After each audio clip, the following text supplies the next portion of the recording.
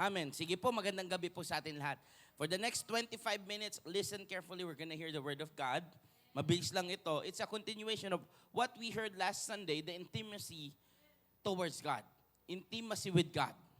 Kailangan natin ng matinding ugnayan sa Diyos dahil ang buhay natin, hiniram lang natin sa Kanya. Last time, napag-usapan natin yung 1 and 2 ang dahilan ng bakit hindi tayo nagkakaroon ng intimacy with God, yung obstacles na to, yung hindrance natin, or what hinders us for intimacy with God. Yung number 1, yung lack of desire. Yung number 2 doon, yung distractions. Kasama na yung pera, trabaho, pamilya, etc. Lahat ng pwedeng makadistract sa atin. Mag-start tayo from that last time na ang Diyos na nagbibigay sa atin lahat ng opportunity to be intimate with Him. Even in our works, even in our family, our household, may chance, may time. So don't waste every opportunity. Pero may mga iba pang bagay bakit hindi tayo naging intimate kay Lord? So from that, we're gonna continue. If you just close your eyes, we're gonna pray. Lord, sa oras na ito, salamat dahil binigyan mo kayong pagkakataon makapakinig ng iyong salita. Sa oras na ito, lahat ng pagod, pawiin mo. Bigyan mo kami kagalakan habang kami mga nakaupo, nakikinig ng iyong salita at kausapin mo kaming lahat. Tago mo po ako sa iyong likuran at ikaw maitaas sa pangalan ni Jesus. Everybody say amen. We can all be seated in the presence of the Lord. Amen and amen. Tuloy po tayo. Number 3, dahilan bakit ang tao ay hindi nagkakaroon ng intimate relationship with God is, nung nakaraan ang pinag-usapan natin, lack of desire, walang kagustuhan. Pangalawa, maraming kaagaw, yung distractions. Pangatlo po, unwillingness to change. Unwillingness to change. Ang tao talaga ayaw magbago. Hirap magbago ang tao. Kaya naman, dumarating ang galit ng Diyos, ang inis ng Diyos, na lalong nagpapahirap sa tao magbago. Sabi ng Jeremiah chapter 6, babasahin ko po sa Tagalog. Ngayon, ang Israel po, in the old times, right now is the representative of the church. At yun ang bayan ng Diyos. And you are, ikaw ang pamilya ng Diyos. Ngayong panahon na ito. Ang sabi ng Jeremiah chapter 6, magsisimula po ako sa verse 11. Nagalit ang Diyos sa Israel o doon sa bayan niya, sa mga mahal niya. Anong dahilan? Sa maraming Kristiyano, wala nang intimacy kay Lord. Anong dahilan? Nagagalit na ang Diyos dahil tayo hindi na malapit sa Kanya. Ito ang dahilan. Ang pagkapuot mo, Yahweh, ay nararamdaman ko at hindi ko na kayang matagalan. Ang tao pala, kapag lalong umaayaw kay Lord, lalo talaga napapalayo ng gusto dahil pati si Lord lumalayo sa Kanya. At sinabi sa akin ni Yahweh, ibubuhos mo ang aking puot sa mga batang nasa lansangan at sa mga kabinataang nagkakatipon. Bibihagin din ang mga mag-asawa, kasama pati matatanda na. Ibibigay sa iba ang kanilang mga bahay, gayon din ang kanilang bukidin at mga asawa. Paparusahan ko ang lahat na naninirahan sa lupaing ito. Ang kasakiman ay laganap sa lahat, dakila at hamak. Pati mga pari at propeta man ay mandaraya. Pala yung mga naglilingkod kay Lord kaya walang intimacy kasi hindi na lumalakad sa kaloob ng Diyos. Bakit? Ayaw magbago. Sabi mo sa katabi mo, magbago na tayo. Tingnan mo sabi ng verse 14, hindi nila pansin ang kahirapan ng aking bayan. Ang sabi nila, payapa ang lahat, gayong wala namang kapayapaan. May peace sila panlabas, pero wala silang peace inside their hearts and inside their minds. Ganyan yung mga naglilingkod kay Lord na wala ng intimacy o wala ng longingness for Him. Verse 15, ito yung masakit. Alam niyo po ba ang katotohanan masakit? Hindi mo na kailangan daanin sa masakit na salita ang masakit na katotohanan na.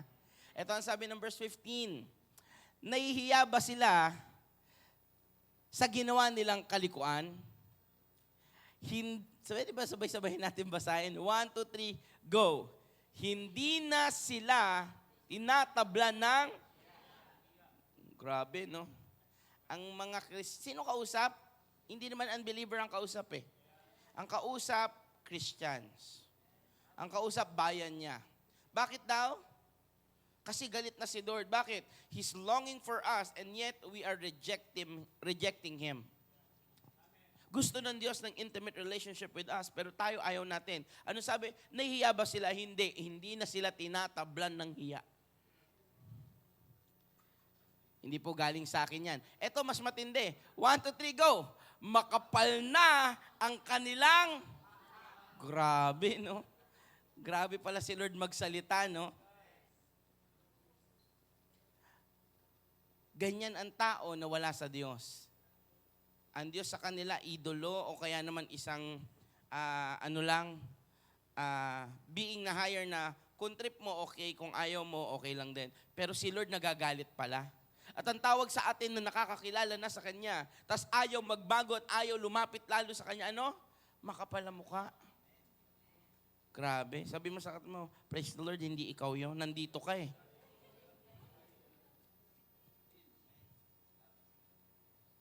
Kaya't sila'y babagsak tulad ng ibang tao. Ito na ang kanilang wakas kapag sila'y aking pinarusahan. Akong si Yahweh ang nagsabi nito. Pag hindi tayo nagbago, katapusan mo na. Sabi mo sa katabi mo, pag hindi tayo nagbago, katapusan na natin. Meron palang ganung word sa Bible. Ano? Pag pala inaral natin ng Biblia, ang Diyos pala nagagalit sa ayaw sa Kanya. Lalo na kung Kristiyano na ayaw lalong magbago. Oh, unwillingness to change. Ayaw ko. Anong dahilan ba't ayaw mo? Yung iba, plainly, ayaw ko lang. Ang dahilan ng ayaw niyang magbago kasi gustong-gusto niya yung ginagawa niyang kasalanan. Secondly, ba't ayaw magbago? Nakakapagod nga naman kasing mag-effort magbago. Natural ko na to. Palamura na ako, okay na yun. Palainom na ako, tanggapin na lang ako. Nakakapagod mag-effort, magbago. Ayaw talaga magbagong tao. Ano? Mahirap. Unwillingness to change. Mahirap eh. Mahirap ba magbago? Totoo, kung hindi lang tayo kahahabagan ng Diyos, ang pagbabago ay napakahirap. Sa lahat, at kung hindi tayo tutulungan ng kahabagan ng Diyos, mahirapan ang pagbabago. Kaya ayaw magbago ng tao, ang daming gagawin. Para kang magiging people pleaser. Para kang babalik sa zero. Lalo na kung ang mga gawa natin liko. Yung dating pipila ka ng mahaba, dahil nakasanayan mo may picture naman, naglalagay ka, alam mong mali yun, masama yun. Dahil ang trabaho, ang daming gagawin, wag na nga, hayaan mo na, papatawarin naman ako ni Lord.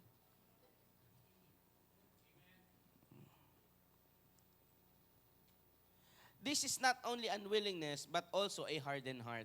Alam niyo bakit ay hindi lang to yung ayaw lang o hindi lang niya talaga trip magbago, kundi kasi matigas na ang puso para magbago. Ano? Tinanggap na ang kasalanan at mali na yun ay normal lang. Kaya sabihin natin, ibahin mo ko. Handa ako magbago. Sabi mo sa akin, handa ako magbago. Ano pang dahilan ng unwillingness to change? Ayaw magpaayos.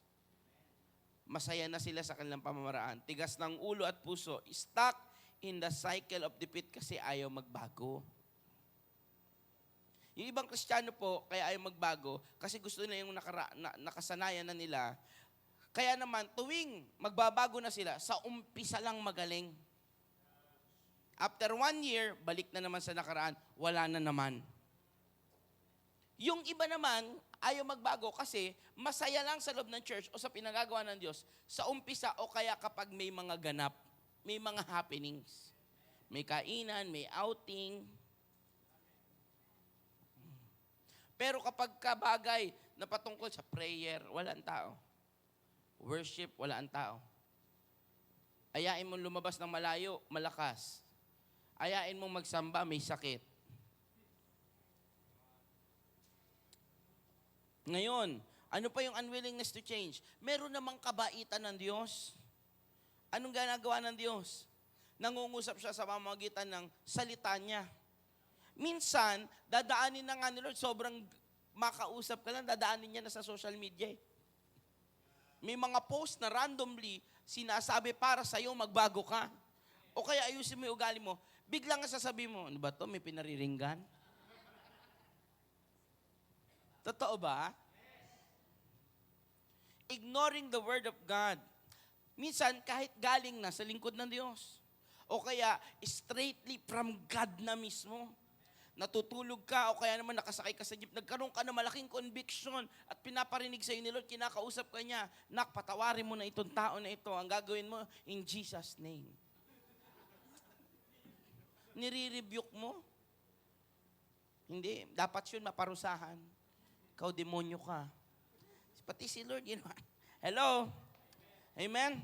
So, number 3, unwillingness to change. Kaya walang intimacy kay Lord. Kasi gusto nila yung kanilang pamamaraan sa buhay nila. Ngayon, ang tanong ko po sa bawat isa sa atin, tayo ba yung sinasabi ng Diyos sa Jeremiah, yung makapal ang mukha, yung hindi na tinatablan ng hiya?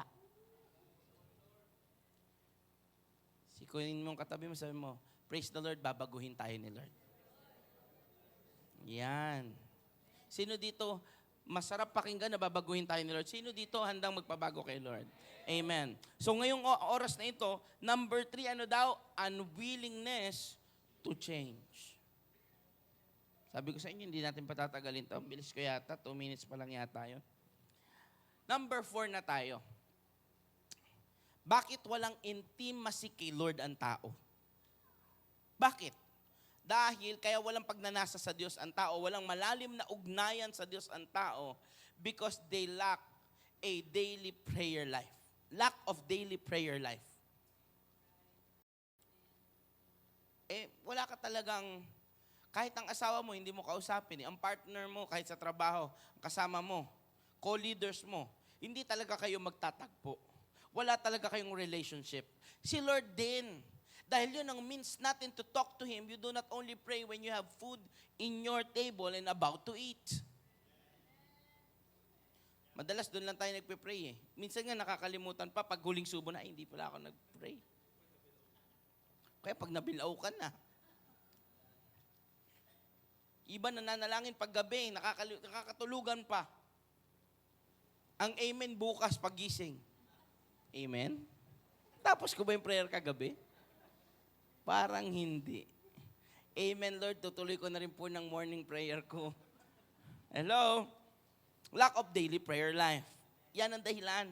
Wala tayong constant communication with Him. Kaya wala tayong intimate relationship with God.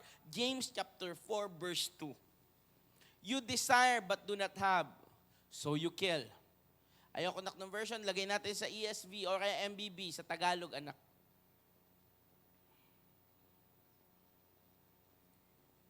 Meron kayong ninanasa, ngunit hindi ninyo makamtan. Kaya't pumapatay kayo. Mapasa inyo lamang iyon. May mga bagay na gustong-gusto nyo, ngunit hindi nyo maangkin. Kaya't kayo'y nagkakagalit at naglalaban. Hindi nyo nakakamtan ang inyong ninanais dahil hindi kayo humihingi sa Diyos. Sa ibang translation po, hindi kayo tumatawag sa Kanya. Lack of prayer life, kaya marami sa atin, hindi tayo natutugon ni Lord, lalo tayong napapalayo sa Kanya. We desire so much in this world and we try to get it by the world. But the truth is, only God can give us satisfaction. You can have a car, but yet nowhere to go. Meron kang kotse, pero wala kang mapupuntahan. Meron kang pambiling pagkain, wala kang naman piling kainan. Yun ang totoo. O kaya naman, may pagkain ka, wala ka namang gana.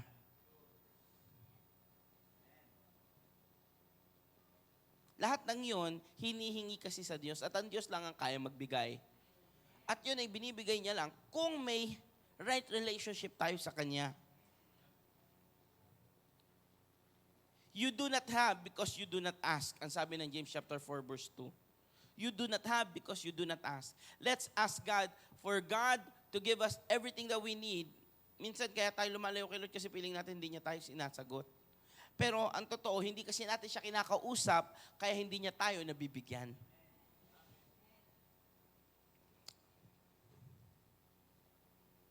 Pag kulang ka ng prayer life sa buhay, normal ka lang. Wala kang kapangyarihan sa Diyos. Wala tayong kinaiba sa mga taong makasalanan. Although lahat naman tayo talaga yung makasalanan, pero iba yung meron kang rights to ask God. Ito, basahin natin. Matthew chapter 26, verse 40. And he came to the nagbalik siya at dinatnan niyang natutulog ang 3 alagad. Sinabi niya kay Pedro, talaga bang hindi kayo makapagpuyat na kasama ko kahit 1 oras man lamang? Ang asking lang ni Lord kahit 1 hour ng prayer. Kahit nga si Jesus nag-pray eh. Matthew chapter 24 verse 12, alam niyo yan eh. Kahit siya, nung pagtapos niya mangaral sa lahat, kinuha niya ang sarili niyang time. He separated himself from everyone and then he prayed to the Father. Ngayon, ang sabi naman ni Jesus sa kanyang mga disipulo, hindi niyo ba kaya mag-pray kahit 1 oras lang? Ask. Ang problema kaya marami sa atin hindi tinutugon, hindi kasi tayo nagpe-pray.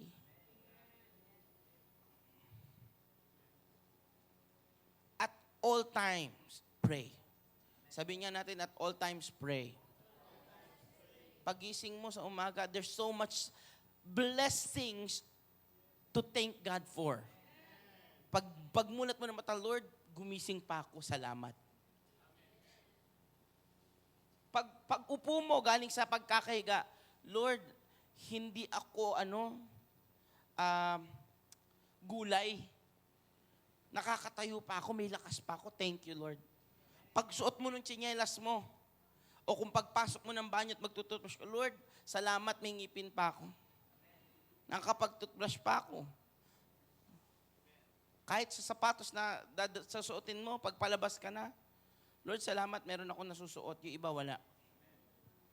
Sa dami ng pwede natin ipagpasalamat, constant communication yun kay Lord.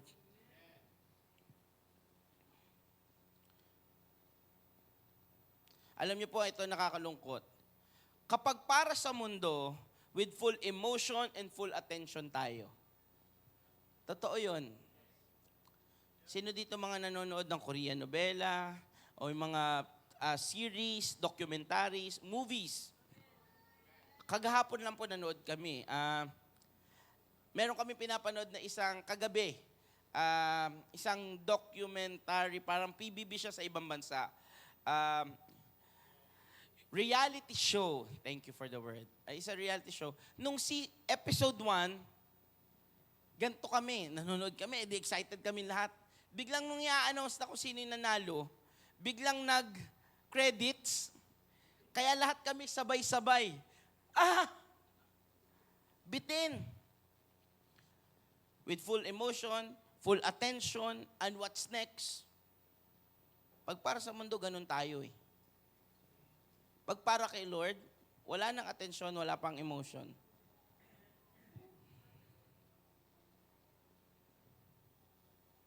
Sa paglalaro, full attention, full emotion. Sa pagsusocial media, damay na damay kayo sa bawat post. Kahit iba naman ang kausap, hindi naman ikaw. Bakit? Kasi kapag hindi si Lord ang pumupuno sa'yo, pupunuin ka ng mundo. Amen? Last, nadadagdag natin ngayon bago ko ituloy ito this coming Sunday. No? Para sa lahat. At ito po ay matagal, yung number 3. Kaya dadaanan ko lang. Balikan ko lang po. Yung number 3 na bagay, yung pangatlong bagay, bakit hindi tayo nagkakaroon ng intimate time kay Lord? Ayaw mo natin magbago. Unwillingness to change. At yung pang-apat, lack of prayer life. Manalangin tayo lagi. Walang mawawala sa atin, pero karagdagan ng meron sa atin. Hindi ka nawalan ng time. Hindi ka nawalan ng opportunity. Hindi ka naubusan ng lakas pag nanalangin ka. Lahat yon nadagdag lang sa'yo. Parang hindi ko dapat basahin itong panlima. Pero bigyan ko po kayo ng isang bagay. What will happen if we have intimacy with God? Sabi ng Psalms 138 verse 7, this will happen when we have an intimacy with God. We will experience strength in hard times. Meron kang kalakasan sa araw at oras na ikay nahihirapan na. Yun ay nagkakaroon lang. Ba't yung iba hindi nararamdaman ito? Kasi wala silang closeness kay Lord. Kaya intimacy with God is an answer para sa hard times ng buhay natin, we will have extra strength. We will experience strength in hard times. Can we read Psalms 138 verse 7? Though I walk in the midst of trouble, you preserve my life. You stretch out your hand against the wrath of my enemies, and your right hand delivers me. Tayo laging iniingatan ng Diyos. Tayo laging pinoprotektahan at binibigyan ng katagumpayan ng Diyos. Proverbs chapter 8, verse 32 to 35. And now, O sons, listen to me. Blessed are those who keep my ways. Isang bagay. Kaya importante ang intimacy kay Lord. Kasi may blessing. Kapag ka ikay malapit sa Diyos, may blessing. Yan, no? Hear instruction and be wise, and do not neglect it.